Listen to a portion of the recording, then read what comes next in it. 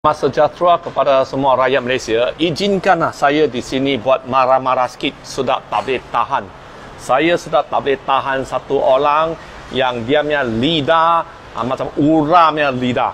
Mulutnya macam buaya tau.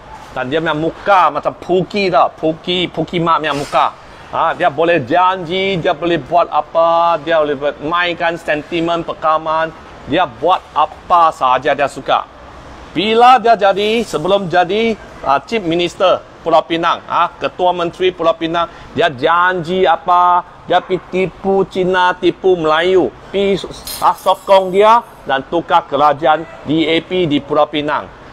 Sejak dia sudah tukar, dia sudah sentiasa mengheboh-hebohkan, dia negeri Pulau Pinang sudah dapat banyak profit untung. Berbanding dengan negeri-negeri lain, terutamanya berbanding dengan negeri Kelantan, Kedah, Perlis. Dia cakap negeri itu miskin dan dia pun juga cakap Sarawak akan bankrupt.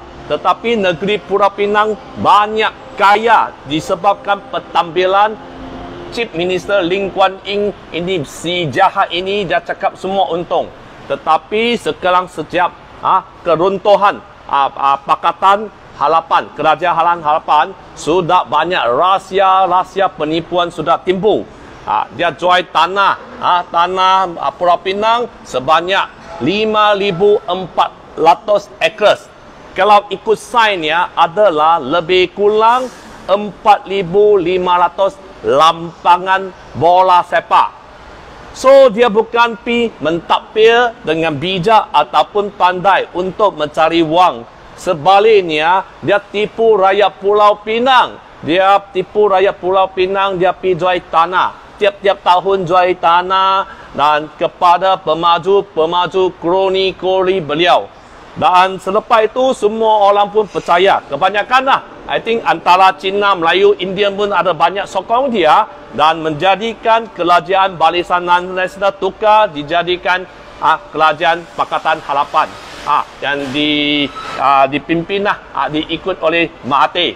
Dan sekarang hari ini kita nampak Parlimen sudah hari ini sudah tanya Lim Kuan Yin, si jahat ni, orang yang bodoh ini. Dia tanya macam mana you boleh kasih kroni anda tanpa ada tender terbuka.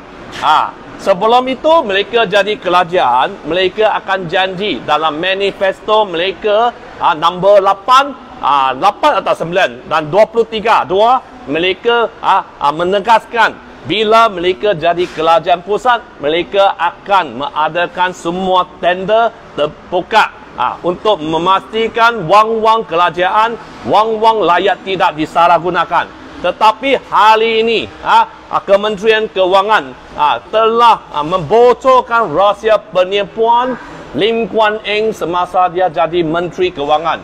Sebanyak 6.61 bilion itu duit dan projek sebanyak 101 punya projek telah bagi kroni-kroni beliau ataupun kroni-kroni mereka. So, saya buat video ini, saya berharap semua rakyat Malaysia, terutamanya penduduk-penduduk, penyokong DAP kena sedar. Dan penyokong Melayu yang sikit-sikit kasih you duit, tapi you ingat itu Lim Kuan Yin adalah orang baik. Bukan, Lim Kuan Yin adalah buaya besar. Kalau buaya besar ini tidak dihantar ke lock-up, tidak dihantar ke penjara, semua rakyat akan jadi susah.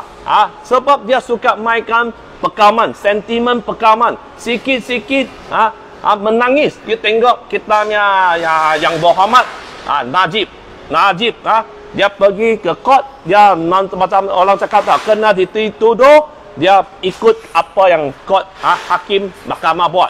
Tetapi bila Lim Kuan Yin kena dituduh, sebab kebanyakan tanah Pulau Pinang telah hilang dan koloni-koloni mereka telah dapat projek-projek yang mega besar dan menangis. Dia punya bini menangis, dia menangis, lagi bawa dia punya ibu pi. Ini orang sendiri, semua orang tengoklah. Kita kena tangkap si jahat ini. Terima kasih. Nelson Burung Ababia.